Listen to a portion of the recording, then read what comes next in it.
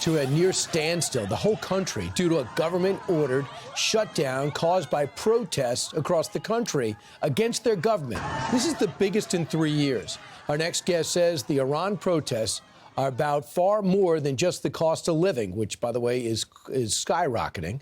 Let's bring in Jonathan Hyronoff. He's Israel's international spokesperson at the United Nations and author of Unveiled, Inside Iran's Women, Life, Freedom Revolt. Jonathan, your thoughts about what might be different about day 6 now of this unrest in Iran, because we've seen this before. We've absolutely seen this before, and great to be with you, Brian. I think it's important to note that the protests that are taking place currently in Iran are not just about the dwindling economy, not just about the currency plummeting. It's very much a culmination of 46 years of the Iranian people having been brutalized by their regime, and they're saying enough is enough. And we're seeing protests increase in terms of where it's spreading to more than a dozen of Iran's 31 provinces. And it's not just the shopkeepers and the bazaar owners and the merchants who are taking part. You've got Gen Zers, you've got young people, you've got old people, and everyone is collectively saying that they've had enough of this very brutal regime. I mean, you talk about Iran, talk about inflation. You know, people complain about 2.7% inflation here.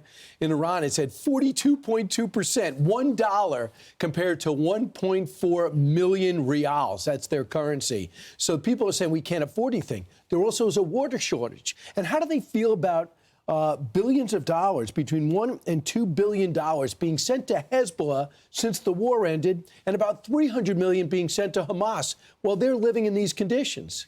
What you're seeing is Iranian people very vocally linking Tehran's destructive foreign policy to their own economic misery. When they can't afford to provide food and water on the table for their families, at the same time they're seeing the regime pump billions of dollars into terrorist proxies abroad.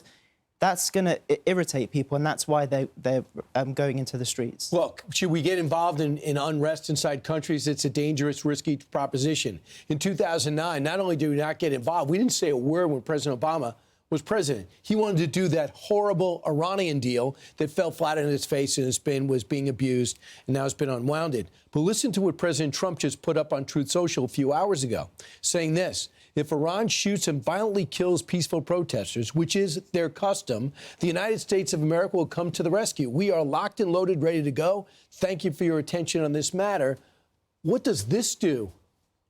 I think it puts the regime on watch, and even if they don't take that message seriously, I think it will also encourage international organisations like the UN, Western governments and mainstream media to actually focus on what's going on in Iran, and that's been lacking up until this point. I mean, you think about Iran, they've been kicked out of Syria, thankfully, right? Whatever you think of the regime, they're not welcome there.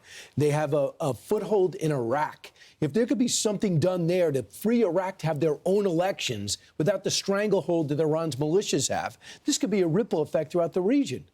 This could have a transformative impact, not just in Iran, but in the entire region. When we're talking about things like Abraham Accords, imagine an Iran that is no longer governed by these brutal dictators and actually has a leadership that wants to pursue peace. So what should be the next step for the U.S.? The next step for the U.S., I think President Trump was characteristically brave and bold and direct in his message this morning. I think we should continue to focus on what's going on inside Iran. But if they kill protesters, and they have. They killed the 37-year-old last night, and they've taken a couple of dozen women into prison, put them in the worst prison. So aren't they actually calling us out? Are we at risk for saying things and not backing it up?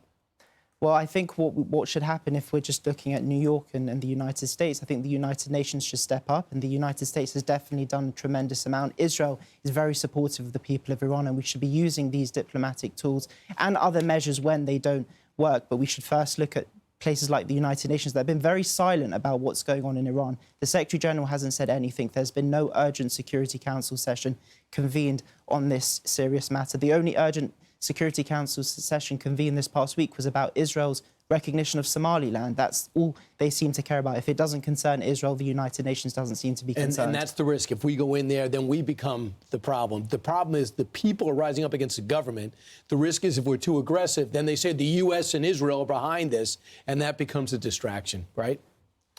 I think ultimately what the Iranian people want is not necessarily boots on the ground, but they want an active disassociation of Western governments from the Islamic Republic, from aiding and abetting the Islamic Republic, using diplomatic tools to isolate the Islamic Republic, and supporting the people in their 46-year quest for freedom. Right. They're an unpopular, horrible regime, and their days, I hope, are over. Thanks so much. Great to see you, John. I'm Steve Doocy. I'm Brian Kilmeade. And I'm Ainsley Earhart. And click here to subscribe to the Fox News YouTube page to catch our hottest interviews and most compelling analysis.